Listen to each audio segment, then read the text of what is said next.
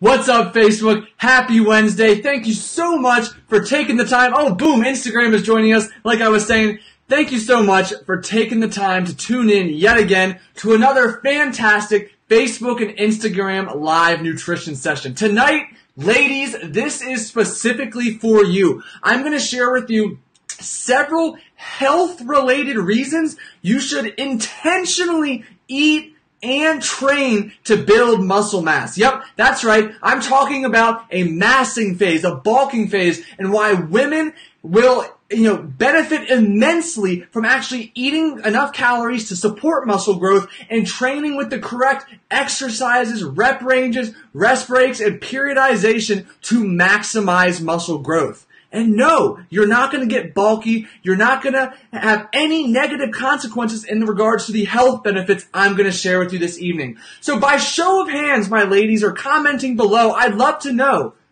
have you done a massing or bulking phase before? How did it go? Were you successful? Did you actually gain muscle? Did it scare the living hell out of you? Were you afraid you were going to put on nothing but fat? Let me know in the comments section below, because I would love to address any of these fears or sources of anxiety you have, because like I'm about to detail for you, the benefits of building muscle for women are invaluable. So let's dive into one of the most, I should say, enjoyable or your favorite benefits you are going to receive from actively trying to build muscle. And that is, you get to eat more food. And there's a reason behind this. Muscle mass is very energetically costly, which means in order to maintain it, your body has to work very hard or expend significant calories just to hold on to that muscle mass. Well, this translates to you actually needing to eat more calories during the day just to maintain your muscle mass. Last time I checked, you're going to enjoy eating a couple hundred extra calories coming from carbs, fat, protein, and all of those delicious nutrients. But even more, now, when you want to try to actually build muscle and, continue your muscle growth journey, you have to eat even more food. That means you're putting scoop after scoop after scoop of peanut butter on your plate. You're just guzzling the oatmeal, the pasta, the cheese, and it's all helping to support your desire of gaining muscle mass. Now, this goes one step further to now when you transition to a dieting phase to show off all that muscle you've earned, well, you get to eat more food while dieting because your body is carrying more muscle mass and you're accustomed to eating more food. Which means, to give you kind of a practical example, say you're used to starting a diet on 1,800 calories per day. After a couple dedicated muscle building phases, you might start your next diet on 2,100 or 2,200 calories per day. That's a huge difference, especially when you're trying to fight off every ounce of hunger and cravings that come your way. Now, those are kind of the obvious benefits. If you've ever listened to me before, you've heard me talk about those benefits at great length. But another overlooked benefit of muscle building, particularly for females, is helping to fight back against the inevitable age-related decline in muscle mass, further known as sarcopenia, or the loss of muscle mass with age. After the age of 30, you begin to lose muscle mass. And it's not very pronounced in those who train until you get older and older, approaching 50, approaching 60. But even for those who do train regularly, you're still exposed to this. Rather, you are going to lose a gradual amount of muscle mass slowly over time. But by specifically eating and training for muscle growth during planned parts of your big periodized 12-month picture, you can actually help to fight back this. So let's say, again, putting it into practical numerical terms, that the average sedentary person loses 5 to 6% of their muscle mass in a decade. So we're talking over a 10-year time frame. Well, let's say that the regular exerciser loses 2 to 3%.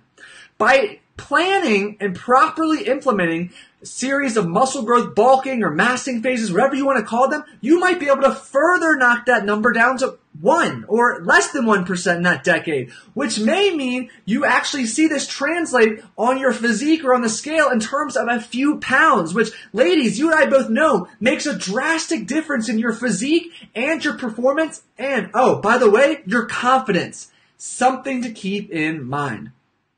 Thirdly, another health-related benefit is that when you resistance train, you're lifting your weights, actively trying to build muscle, you're eating enough calories to support that muscle growth, this has a major positive impact on your bone health.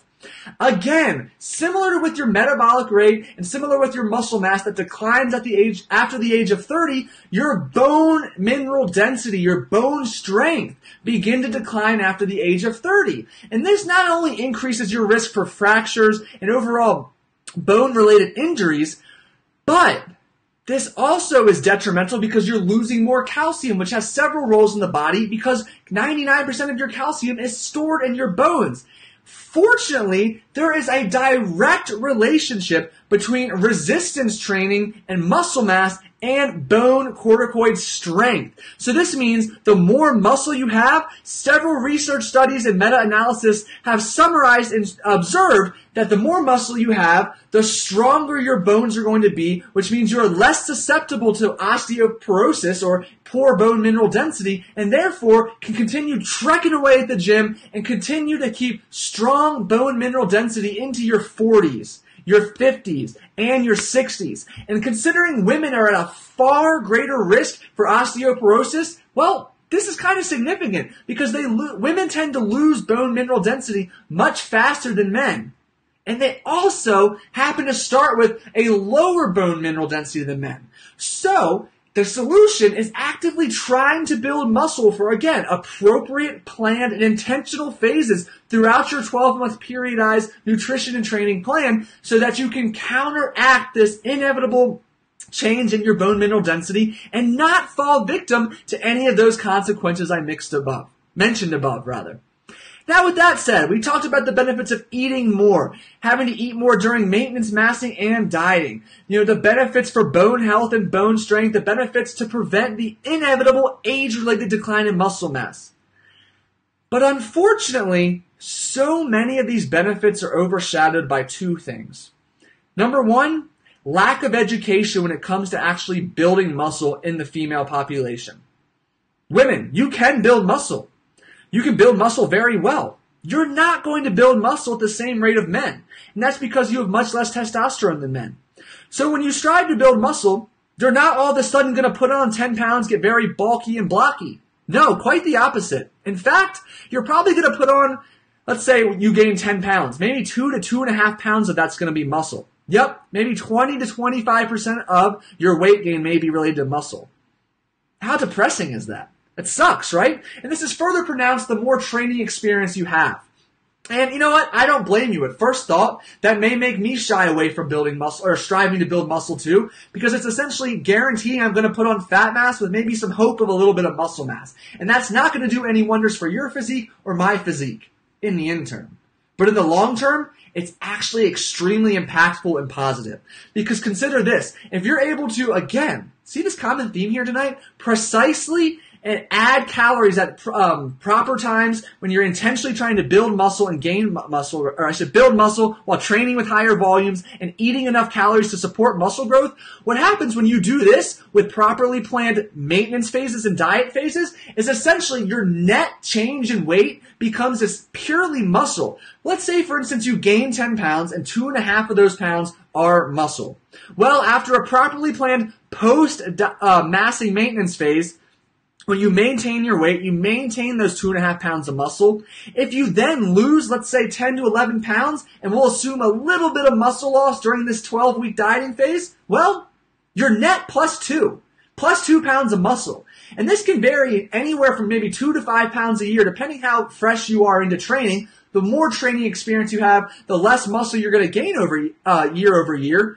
But if you think about it, in 5 to 10 years, you might gain 5 to 15 pounds of muscle. And you and I both know that's going to do a hell of a job of enhancing your physique and enhancing your performance. So we've got to think about the long term here, the big picture. If you get too caught up in the short-term outcome of a massing or bulking phase, you're going to be discouraged. You're going to be anxious, uncomfortable, and out of your comfort zone. And that's okay, but you have to roll with it. And this is where having an accountability buddy or a coach is invaluable to help you continue pushing through the bloated feelings, the loss of your six-pack, the loss of some of that definition for the short term.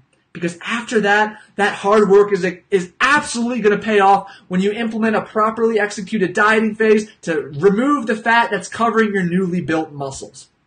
And secondly, the other reason that derails so many of you beautiful women out there from actually massing is society, the internet, the trolls on the internet, the assholes on the internet.